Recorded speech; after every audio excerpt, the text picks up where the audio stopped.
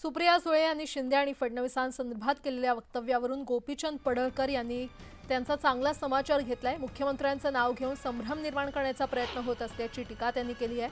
दरम्यान शरद पवार हे जातीयवादाचं विद्यापीठ आहे, त्यांच्याकडूनच सुप्रिया सुळे हे सर्व शिकल्या आहेत असा टोलाही त्यांनी लगावलाय।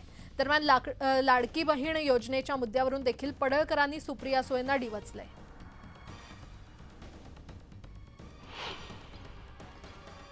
जरांगे, शिंदे आणि पवार हे मराठा जातीचे आहेत आणि देवेंद्रजी ब्राह्मण जातीचे।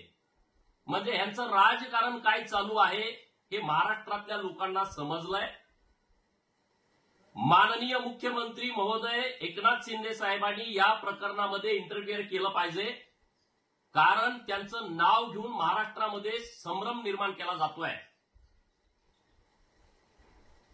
माननीय फडणवीसजी यांना सिस्टमॅटिकपणे कसं टार्गेट केलं जात आहे, त्यांच्यावरती कसा हल्ला केला जातोय की अजित पवारांना सुद्धा सहानुभूती दाखवायची नाही।